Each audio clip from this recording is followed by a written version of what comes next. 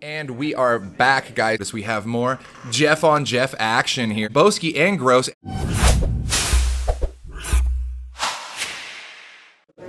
With blinds at 25, 50, 30, Jeff Gross opens under the gun to 125. The button calls Sean McCormick. I call in the small blind with Jack 10 of spades. And the big blind completes. I contemplate 3-betting, but I think Jack 10 plays a little bit too good post flop. Don't want to get 4-bet, and no reason to bloat the pot out of position. The flop comes ace, 9-8 with 2 spades, a dream flop. I check, big blind checks. Jeff Gross checks. What a fish. Sean McCormick bets 355. Wow. Since I started with 5,500, I got to think about, if I check raise this, I make it say 1,200. What am I going to do if I break the turn? Do I jam? Do I check call? So we're going to play it safe and just put in the call with our huge combo draw. The other 2 players fold. We're heads up. The turn is an offsuit ace, one of the worst cards in the deck. We can't lead now. We check. Sean McCormick checks. So I'm guessing he doesn't have an ace. Maybe he also has a spade draw or a straight draw like me. I might have to bluff this river. The river comes, the jack of clubs. We got 2 pair. Is it any good? Was he checking back a weak ace? We check, and he quickly bets 600. What's he repping? Trip aces? Queen 10? Only one way to find out. We put in the call. He immediately says, do you have Jack 10? And I do have Jack 10, and it's good. And then we have 7,000 chips. With 90 minutes left in the day, let's bag and tag. There's Boski. Boski or Boski? Boski. Boski. Made a nice call. How many got? 7K. Nice river call there. And we have bagged.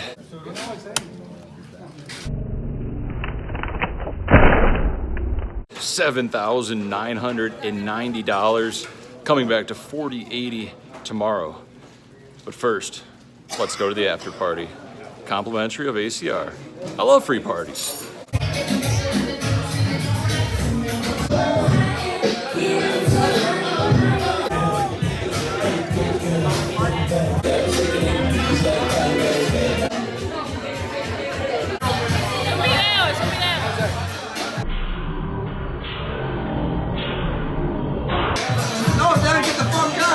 Chili Burrow. Go, go, go, go, go.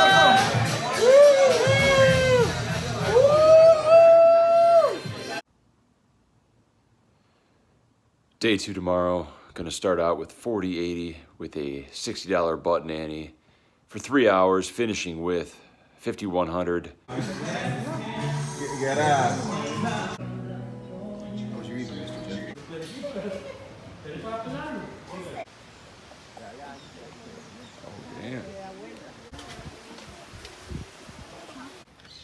Toucan. Easy sloth.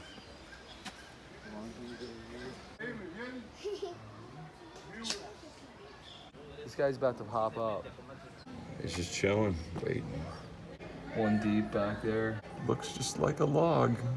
Day 2 of the Americas Cardroom live cage. Just under $8,000 in chips. Going to be playing $40.80 with a $10 button ante for each player. Pretty excited.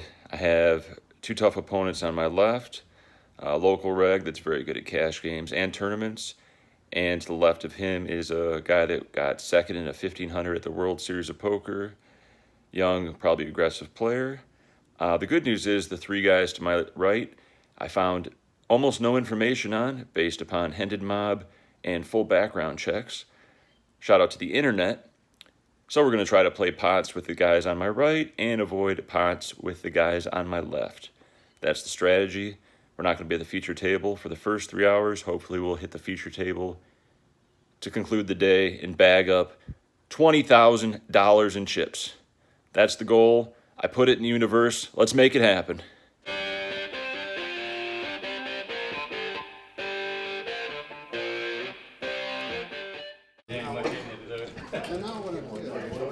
Thanks. I'm trying to drop a couple pounds and then I'll feel how. I just didn't think it's told you. Well, I did get a lot more gray hairs. I'm feeling in the back a little bit, but I said, I don't know. That was pretty sick. But With blinds at 40-80, under the gun makes it 200. I'm next to act six-handed with ace-jack offsuit. I make it 550 to go, and he quickly snap calls. We're heads up to a flop. The flop comes king 6-3. Good flop for my range. I have all the ace-kings, king-queens, aces, kings, queens, stuff like that. He checks, I bet 450, and he calls.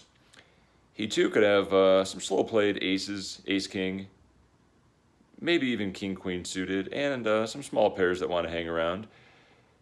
The turn is a 7. Straight does get there, but it's probably not a concern. Now's the choice of, do I barrel or not? Or do I just give up and hope to spike an ace? I do decide to check.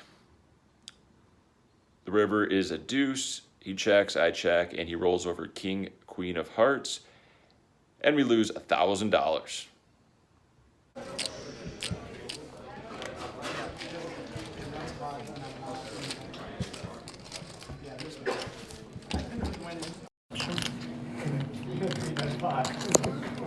The blind's at 40-80 with the button ante. Dutch Pro opens to 200. Small blind calls. I win the big blind with 6-3 of spades. We put in the call. The flop comes 10-7-7, 2 spades. Good flop for our range. We check it to the razor, who bets 255. Small blind folds, and it's time to go for it. Let's rep a 7, maybe even 8-9, or a flush draw. Some 10s also.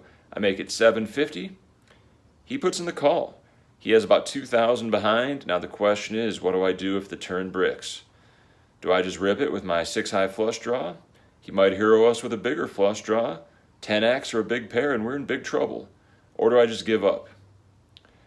Let's see what the turn brings. The turn is an offsuit 6, so 8-9 gets there, and we now have a pair, so we're ahead of his flush draws.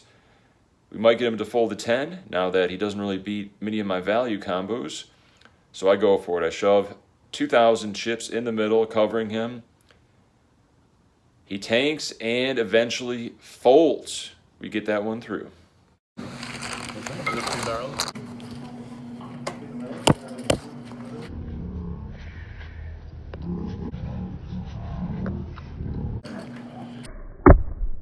$90 down. We're on first break with $9,300 in our stack. Another 90 minutes of 40-80 are ahead of us. Let's stay focused, fearless, and aggressive. Folds me on the button. I have pocket 9s, 200 to go. This is my standard open for all positions, other than the small blind, where I have a limping or 4xing strategy. Small blind, a competent, long-time online reg that played final table with me at the Caesars back in 2011. 3 bets to 760. Interesting spot with pocket 9s. The big blind's probably the weakest player at the table, who has a short stack around 1,200 chips. Small blind has around 6,000 behind. So my gut says just jam it in. It's a big jam, a lot to risk, but 1,000 to pick up if I'm right. Or we could be flipping against ace-king. Worst case scenario, he has a bigger pair. If he had, say, 4,000, I think it's a more reasonable spot to jam. I don't want to fold. I don't want a 4-bet call or 4-bet fold. So I think flat is best and play some flops. The flop comes king 5 deuce rainbow. He bets 530. Our hand's definitely too strong to fold just yet. Let's see how this board develops. We put in the call. The turn is an ace. A horrible card for us because a lot of his 3-betting range is all ace-x combos. And he does not slow down. He bets 900. We can't beat much. And even if he turned a draw like queen-jack, jack-10, queen-10, he would barrel, but I think a lot of those hands just flat pre, so we can eliminate a lot of those hands. So we eventually put in the fold, and we're not happy to lose $1,000 when we might have been able to pick up 1,000 pre-flop.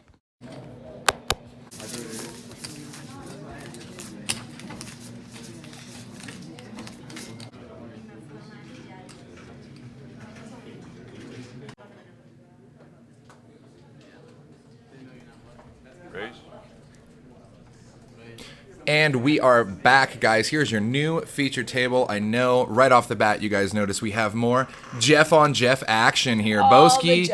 All the Jeffception, Boski and Gross. And look, we're hopping right into a pot where they're 3-betting each other. Come get some. Kings versus Queen Jack here. Boski does 3-bet to 1K after Gross raises to 2 1/4. What a good hand to come back from break on here with the Pocket Kings. We are now at 5,100, by the way, here on the final level of day 2. And Jeff Boski here makes it 2 1/4 to go. He's sitting about 14K under the gun. And Aaron is going to make the call here with 8 Jack. Flop comes down 9-9 deuce, 2 hearts.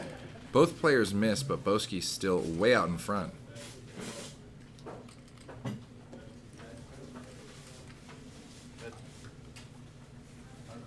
Five deuce peels down. Gross and Boski, more Jeffception, both connect with the deuce. Boski with the better of the kickers. Look at this. It's almost like they're matching. They're both rocking like blue swags, sunglasses, the stare down. Both named Jeff. Like, this is intense. You could just put like a mirror right in the middle of the table. And I'm so glad that they have this camera angle for both of them too. It's just like, damn. So Gross is going to check here after he does check call the flop. Now he checks again, and Boski fires 350. Jeff Gross had been defending his big blind with any 2 cards, so I think this is a good spot to double barrel for value. He can still continue with ace-3, ace-4, and backdoor diamonds. Sorry, I'm just looking more Jeff carnage coming at you. Jacks for Boski and queens for Gross. Jeff on Jeff again. Jeff on Jeff violence. So it looks like Gross with queens here is going to make it 2 1/4 from the button. Now over to Boski. And this is sick because, especially 6-handed, you're going to see a lot of this like a button versus blinds thing. Oh, and Boski just flats you, sneaky dog. If the flop comes 10 high, we could see some carnage here. Well, that's actually kind of okay too. I mean, the fact that there's 2 aces out there makes it less likely your opponent has one. And sickly enough, both of them have a club in their hand if it does want to come potential backdoor running clubs.